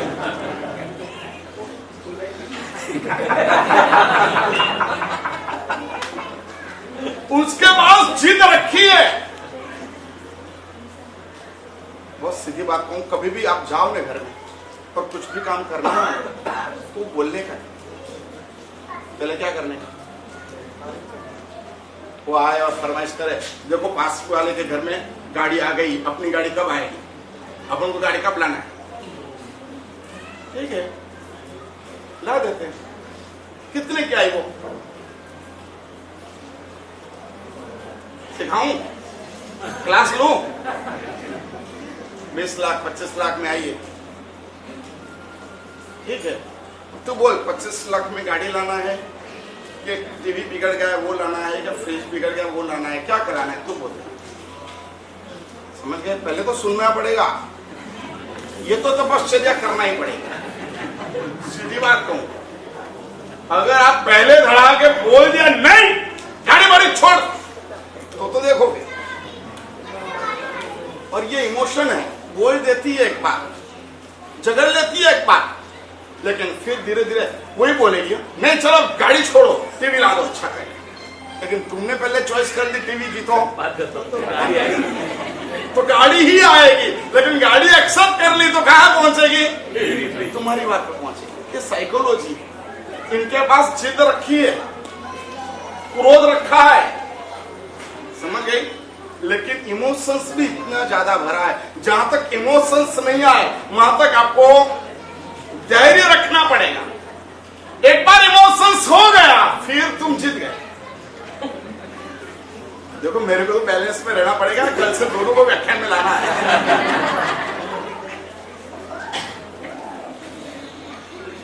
और गृहिणी गृहम उच्यते, हमारे पास ये संस्कृति चली आ रही है। हेमचंद्राचार्य भगवंत ने काम किया, सिद्धेश्वर दिवाकर सूर्य जी महाराज को फटकार लगती थी कहां? अंतपुर में। राजा आ गया विक्रम, और विक्रम राजा ने बोल दिया सिद्धसेन जी कौन हो तुम? उसको इस पल का इतिहास, राजा आए और फटका मारते गए, वहां पे चिल्ला चोट हो रही है। राजा ने कहा भाई तू बंद कर, ये फटकारना बंद कर। सिद्धसेन दिवाकर सूर्य जी महाराज उसके सामने देख करके बसते, कौन हो आप? अब शुरुआत करना, लोहा को गर्म करना है, और गर्म करने के बाद में हथौड़ा मारना है और उसका घाट बनाना है। धीरे धीरे धीरे अनाथी मुनि ने सैनिक का घाट बनाया, हेमचंद्राचार्य ने 2 का, सिद्धराज जयशी और कुमारपाल दोनों का घाट उसने बनाया। सिद्धराज जयशी को भी अच्छा बनाने वाले कौन थे? हेमचंद्राचार्य भगवान थे। वनराज चावड़ा के पास में कौन थे? सिलगुनसुरी महाराज थे। अब देखो एक एक आचार्य भगवान एक एक राजाओं के साथ जुड़ गए और उन्होंने ये काम किया। सिद्धसेन दिवाकर सूर्य जी के पास में आकर के विक्रमादित्य विक्रम महाराजा साष्टांग हो गए, क्या बात है? तो क्या मैंने पैर नहीं किया इसके? क्यों? अरे ये तो ऊपर का भाग है, सही भगवान तो नीचे है। हाँ, इसके नीचे क्या भगवान हो सकते हैं? हाँ, इसके नीचे भगवान है, आप उसके ऊपर ये बना के रखा है इसलिए मैंने ये ऐसा किया। अब देखो, नहीं बताओ तुम, हम खोदेंगे नहीं, अब भगवान को निकालो। विक्रम राजा को बिठाया, पुजारियों को बिठाया, और सिद्धसेन दिवाकर सूर्य जी महाराज ने एक स्तोत्र बनाना प्रारंभ किया। कौन सा? कल्याण मंदिर मुदार अवध्य भेदी बीता भया। बहुत अद्भुत ये श्लोक बनाते बनाते बनाते बनाते बनाते बनाते बनाते बनाते बनाते आगे बढ़े, और जैसे आगे बढ़ते गए शिवलिंग फाटा, अंदर से धुआं निकला, और धीरे धीरे उसके अंदर से भगवान की प्रतिमा जी निकली, और वो प्रतिमा जी का नाम क्या है? हवन के पार्श्वनाथ परमात्मा। इस घटना से सिद्धसेन दिवाकर सूर्य के प्रति विक्रम का समर्पण हो गया। एक राजा को प्रतिबोध किया, वापिस वो उन्होंने वेश धारण कर दिया, संघ में सम्मिलित हो गए। हेमचंद्राचार्य भगवंत ने यह काम किया, हिलसुरी महाराज ने यह काम किया, अग्मुदरक सागर जी महाराज ने शैलाना नरेश को प्रतिबोध किया, माणिक सागर सुरेश्वर जी महाराज साहब ने मुंडी नरेश राजा को प्रतिबोध किया, नेमिश्वरेश्वर जी महाराज साहब ने भावनगर के राजा और वल्लभीपुर के राजा को प्रतिबोध किया। अनेक आचार्य भगवंतों ने ने काम किया और उनको सबको प्रेरित करते हुए जैन शासन को आगे लाते लाते लाते आज हम इस स्थिति में है कि हमारी कोई वजूद आज हमारे पास नहीं रही। इसमें सबसे बड़ा काम हमारी संख्या कमजोर होगी। पहले एक स्त्री 10-10, 11-11, 12-12, 15-15 बच्चे को पैदा करती थी, फिर भी वो सशक्त थी। और करना होगा। राज्य, समाज और धर्म, 3 कार्य है।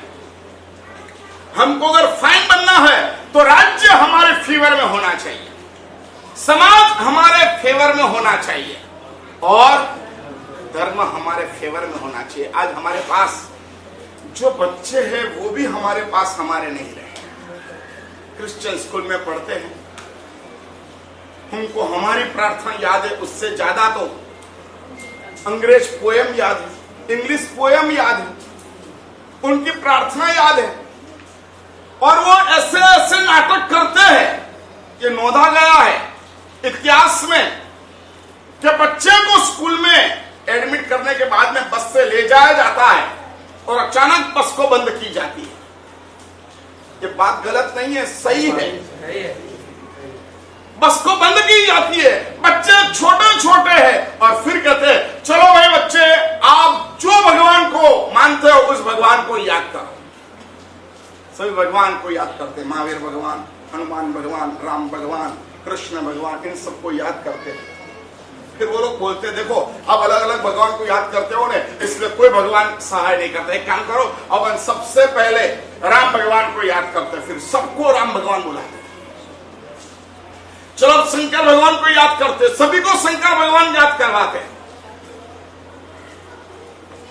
फिर सभी को बौद्ध भगवान याद कराते, फिर सभी को महावीर भगवान याद कराते, फिर सभी को मुस्लिम मोहम्मद पैगंबर को याद कराते। प्रार्थना करो हमको बचाओ, ये हमारी गाड़ी स्टार्ट करो। गाड़ी स्टार्ट नहीं होती।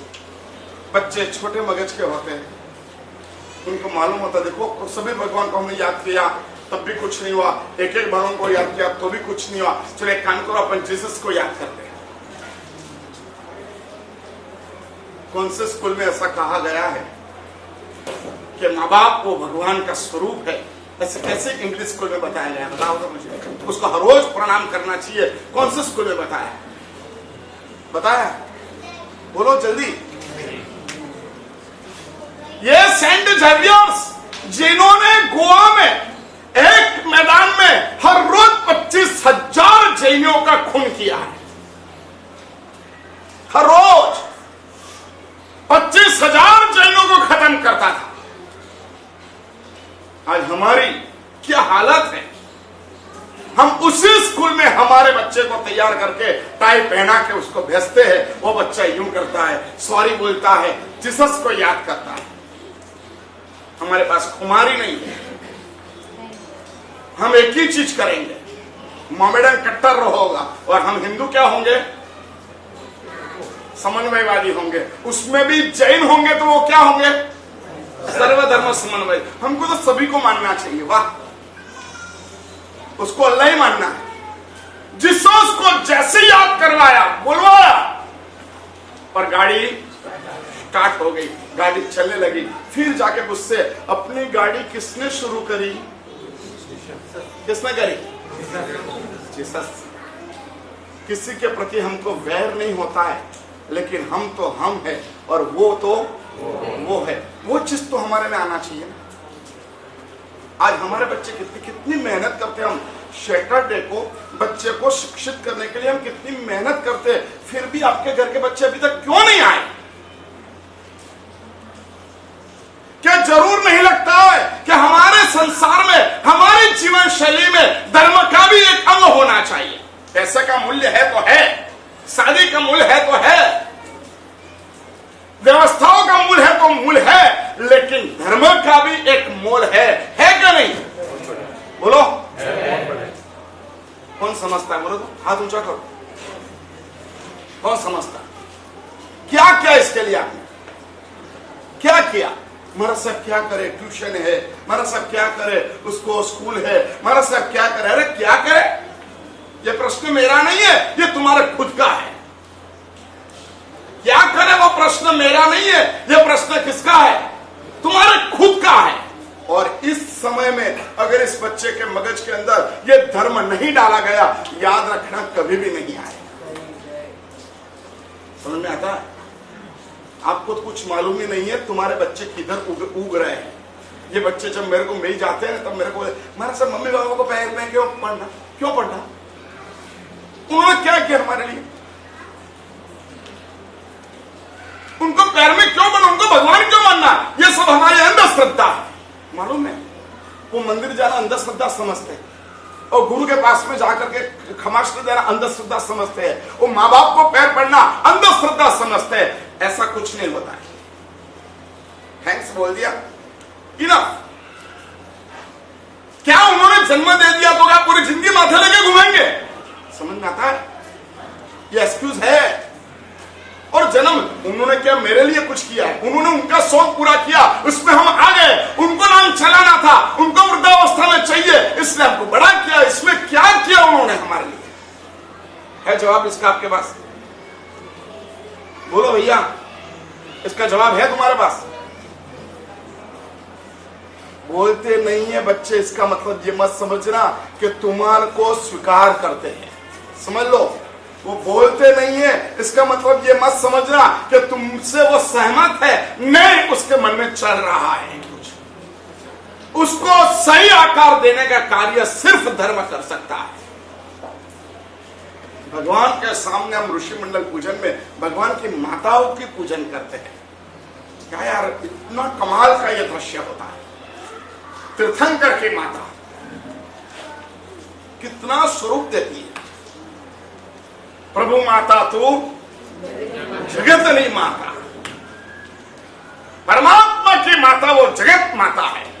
ये दर्जा हमने दिया, वो सुविशुद्ध बनाने का तरीका है। आज हम गिरते गए। आज हमारा न तो वोट बैंक है, न तो हम व्यापारी लाइन में मुखिया हो रहे हैं, न तो हम समाज में हम कुछ आगे बढ़ रहे हैं। हम क्यों ऐसे हो रहे हैं? ये सब देखते नहीं, ये सब नाम लिखे हैं जितने 1 2 3 4 चौथी लाइन में सभी के नाम लिखे गए हैं। ग्वालियर में हुक्मचंद जी ने को फांसी मिली, अंग्रेजों के सामने लड़ते हुए उसको फांसी के माचले पूरे गांव की हाजिरी में एक पेड़ के ऊपर अटकाया गया।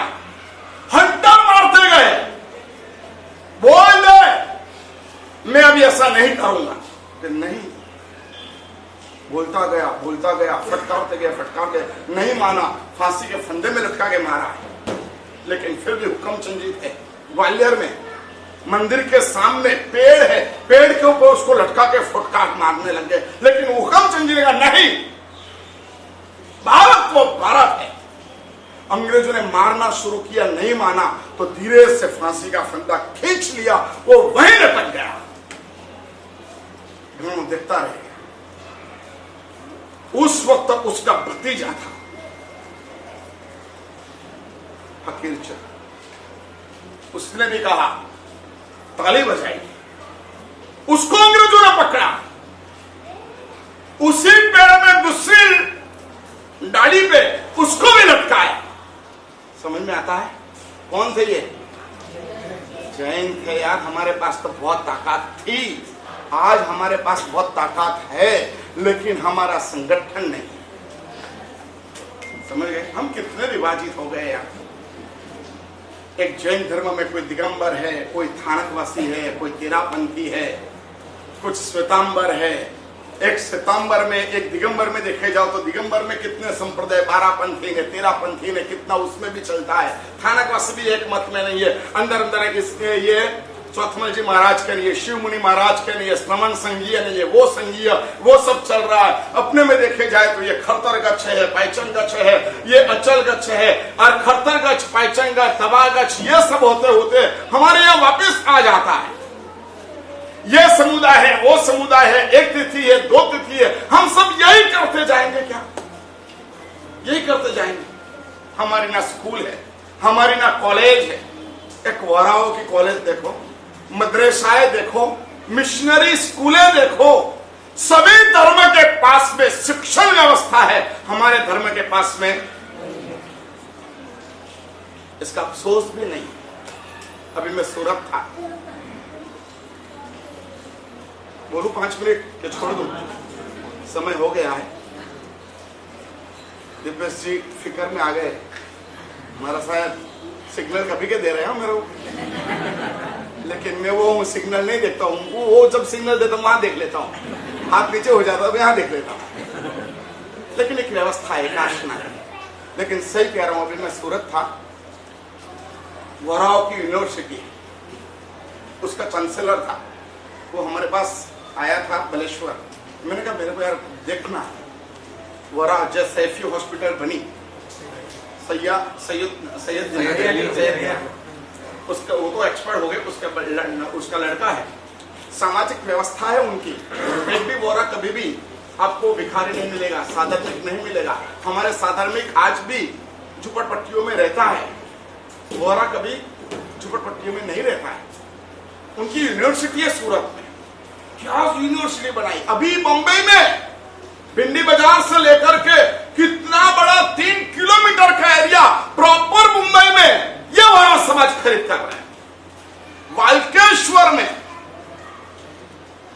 वाल्केश्वर में 20 मंजिल का टावर बनाया। कोई भी वोरा अगर बड़ा यहाँ आता है व्यापार के लिए, कोर्ट के काम के लिए, उसको ठहरने के लिए 20 मंजिल की पूरी धर्मशाला के रूप में एक बिल्डिंग बनाई। समझ में आता है? ये सब हम कब समझेंगे? पालीताना जैसे तीर्थ में भी एक हॉस्पिटल अच्छी नहीं है। पालीताना तीर्थ जैसे भी एक ऐसे स्कूल नहीं है कि पालीताना के गांव वासियों को हम पढ़ाए और उसके ऊपर उपकार करें और उसको शत्रुंजय से जोड़े। ऐसी भी एक व्यवस्था हमारे पास नहीं। इतना बड़ा मुंबई, कितनी धर्मशाला है हमारे पास? बाई खला के 15-20 रूम होंगे, क्षत्रपाल धर्मशाला में 5-10 रूम है। हमारे पास क्या है? तबागछ इतना बड़ा, श्वेतांबर इतना बड़ा, क्या कर रहे हैं? समझ में आ रहा है? आज की लोकसभा में एक हमारा उम्मीदवार नहीं। अरे मैं तो ये कह रहा हूं कि मुंबई में भाजपा का प्रमुख मंगल प्रभात जी लोढ़ा है, कितने संघों ने उसको बुला के बहुमान किया। मोटिवेशन होता है, समझ में आता है? पूरे मुंबई, पूरे महाराष्ट्र का भाजपा का प्रमुख अभी कौन है? मंगल प्रभात जी लोढ़ा। उसके पिता भी राजकारण में थे, गुमानमय जी लोढ़ा। आज कितने साल से वो विधानसभा में हमारा आवाज लेके जाते हैं, हमारी कुछ भी समस्या होती है वो लेके जाते हैं, लेकिन हम लोग उसके साथ कितने हैं? क्या लगता है आपको? क्या लगता है? कुछ करने को लगता है? ये सबको देखो यार, कैसे यार लटक गए, कैसे जेल में चले गए। जेल में भी जाने के बाद में इन लोगों ने, एक नाम है मेरे पास, अर्जुन भाई, जेलवास में ले गए। तो जेलवास में जाने के बाद में उन्होंने कहा मेरे को ऐसा खाना चाहिएगा। बेलूर जेल में थे, उन्होंने कहा नहीं, हम वो खाना नहीं खाएंगे, खाना तो खाओ, नहीं खाना नहीं खाओ। 56 उपवास किए जेल में। कितने? 56 उपवास किए। इसके बाद में उनको व्यवस्था की गई, छाना हुआ पानी, गर्म पानी, और उनको जो चाहिए रोटी सब्जी वो देना शुरू किया। कितने उपवास के बाद में? 56 उपवास के बाद। ऐसे ऐसे लोगों के वर्णन है। मोतीलाल गिरधरदास कापड़िया बंबई के सॉलिसिटर थे, जेल में उनको रखा तो जेल में उन्होंने शांत सुधारस ग्रंथ का अनुवाद लिखा। जैन धर्म, उसके ग्रंथों का अनुवाद उसने उसमें किया। हमारे ये 11 बैठे, उनके पिताजी थे रमन भाई, वो भी जेलवास में गए, स्वतंत्र सेनानी हुए। कई लोग हुए जैन, और मंदिर और वहां, अरे एक तो जैन ऐसा है, जेल में जाने के बाद में उसको नियम था कि भगवान के दर्शन नहीं करूंगा, वहां तक मुंह में पानी नहीं डालूंगा। 12 दिन हो गए, 12 दिन मुंह में पानी नहीं डाला। उन्होंने कहा क्या भाई? मैं भगवान के दर्शन नहीं करूंगा, वहां तक मैं पानी नहीं पीता हूं। नहीं पीऊंगा, कोई हर्जा नहीं, जितने दिन हो, लेकिन मैं बाहर भी नहीं निकलूंगा, भारत को आजादी करा के रहूंगा और मेरे भगवान के दर्शन के बिना मैं पानी नहीं डालूंगा। 12 दिन के बाद में 13वें दिन भगवान लाने की छूट दे दी, वहां पे भगवान आ जाता, हर रोज अष्टोपहर पूजा करता, 6 महीने तक वो जेल में रहा। समझ में आता है? एक जैन था जो 6 महीने तक नमक का पानी और रोटी 2 ही चीज खाता, क्योंकि सब्जी में और दाल में लहसुन डालते थे, कंगूल नहीं खाएंगे। और तब हम अब आपके बच्चे को और आपको बोले भाई कंगूल नहीं खाना, और हमारा साहब कभी तो खाना पड़ता है, घर में बनता है, कभी ऐसा होता है, हम ऐसा सुनते तो हमारा क्या होता होगा। एक तरफ तो हम ये पढ़ते हो और एक तरफ हम ये देखते हैं, हमारी भीतर की वेदना क्या होती होगी। 6 महीने तक इन सभी नावों के पास में एक हिस्ट्री है, और यह हिस्ट्री इतनी अद्भुत है, पूरा चतुर्मास अगर इस हिस्ट्री में निकल जाए तो भी कम पड़े, ऐसी हिस्ट्री है। ऐसे ये लोग जेल में गए, जवान मर्दी से रहे, ऐसे हमारी अस्मिता को हम भूले नहीं। हम आज जागृत होने का दिन है। आज हम हमारी व्यवस्था, राज क्षेत्र में हमारा औदार्य रहेगा, समाज क्षेत्र में हमारे कुछ न कुछ योगदान रहेगा, और धार्मिक क्षेत्र में भी हमारा योगदान रहेगा। और इन सभी के लिए एक काम, ये सभी के लिए एक काम, क्या नहीं, आपके बच्चे को पाठशाला छोड़ो, वो आप नहीं कर पाओगे। मुस्लिम लड़की युवकों से शादी करते तो उसके क्वेश्चन क्या होते मालूम है? मालूम है? कुरान याद है? नमाज कितनी पढ़ता है? और आप सन्नाट हो जाओगे यार। बहुत मैंने ऐसी लड़कियों को देखी जो मैं मुस्लिम गांव में रहा हूं 7 दिन तक, पूरी उनकी समाज व्यवस्था को मैंने देखा है। मांसाहारी है, खुन्नस है, कत्ल करना उनके लिए कुछ बड़ी बात नहीं है, लेकिन फिर भी संगठन शक्ति अपूर्व है। मोदी जी के पास में जाके देखो, 5 मिनट होगी, इसमें तो रमजान का दिन चले, धार धार धार धार धार धार करते 1 2 3 4 मंजिल भरा जाएगी 10 मिनट में। जैसी नमाज खत्म हुई, बोले चले बिना फटाफट फटाफट फटाफट निकल जाएंगे, अपने दुकान को खोल देंगे, बंद भी कर देंगे, खोल भी देंगे। और तुम्हारे यहाँ पोल्यूशन के 8 दिन के लिए भी अगर कहे धंधा नहीं करना है तो संवत्सरी को भी 3 बजे प्रतिक्रमण है, 11 बजे तक तो चलता है। क्या कमालोगे, क्या कमालोगे? आपको कमाने की पड़ी नहीं है, धर्म में इंटरेस्ट नहीं, समझ गए? आपको कमाने की नहीं पड़ी है, धर्म में इंटरेस्ट नहीं।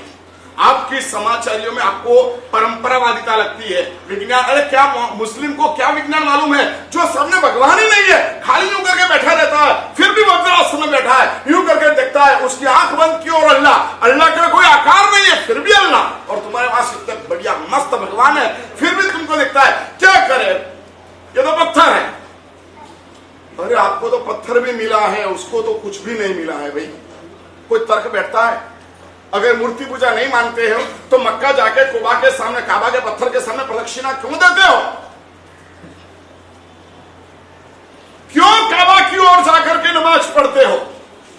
मूर्ति पूजा नहीं मानते हो तो ये क्या है? उसके कैलेंडर बना के रखते हैं ना। मस्जिद क्या है? स्थापत्य है। मस्जिद में भी कहीं पर भी नमाज दे सकते हो। बोलो, देखिए कभी मस्जिद देखिए कि नहीं देखी? चर्च देखा है? चर्च देखा है? बोलो, सिद्धिविनायक देखा है? अजमेर देखा है? हैं? और कितने अजैन को तुम मंदिर लेके आए हो?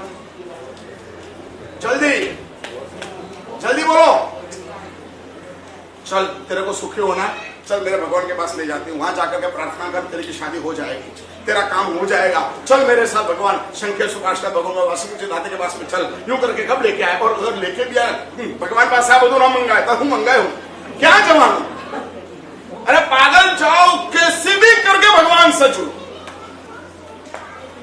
कैसे भी करके भगवान से जुड़ो। और ये हमारी अंतर्निरीक्षण के क्षण है। आज 15वां अगस्त का दिन है। हम इन सभी को देखते हुए हमारे इतिहास की ओर जाए और हम सब जागृत हो जाए और कुछ स्कूल हमारी ऐसे निर्मित हो जिसमें हमारा भविष्य तैयार होता जाए। इस तरीके से हम आगे बढ़े, यही एक मंगल शुभकामना। बाकी बहुत कुछ है वो आगे। धन्यवाद।